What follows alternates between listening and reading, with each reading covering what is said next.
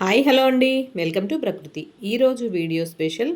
మాకైతే మెంత తుఫాన్ ఎఫెక్ట్ మాత్రం చాలా ఉందండి. విజయనగరం, విశాఖపట్నం, శ్రీకాకుళం జిల్లాల్లో, మిగతా జిల్లాల్లో ఎలా ఉందో తెలియదు కానీ మాకు మాత్రం విపరీతంగా వర్షాలు పడుతున్నాయి ఇప్పుడు 4 రోజుల నుంచి.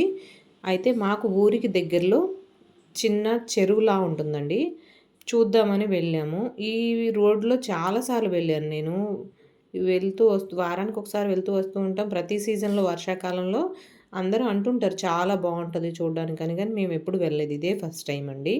మామూలుగా పల్లెటూరు అంటే ఈ సీజన్లో, ఈ చలికాలంలో అది వర్షాలు పడుతుంటే పొలాలు, పచ్చని పొలాలు, ఏర్లు చాలా అందంగా ఉంటుంది కదా. ఇంకా ఇంత తుఫాను వచ్చింది కాబట్టి ఆ వాటర్ అన్నది చూద్దామని వెళ్ళాము. ఒకసారి ఎలా ఉందని పిల్లలు కూడా ఇంటి దగ్గర ఉన్నారు, అడిగారు వెళ్దామమ్మా అనేసి. సరే అని వెళ్ళాము. అక్కడ చక్కగా అందరూ ఆవుల్ని మేపుకుంటూ చేపలను పట్టుకుంటూ ఉన్నారు. చూద్దామని వెళ్ళాము. చాలా బాగుందండి. రోడ్డు మీదకి కనిపించదు కానీ అందుకే మేము వెళ్ళలేదు. ఇప్పుడు కొంచెం ఒక్క 10 అడుగులు లోపలికెళ్తే ఇంత అందమైన జలపాతం ఉందా అనిపించిందండి. చాలా బాగుంది.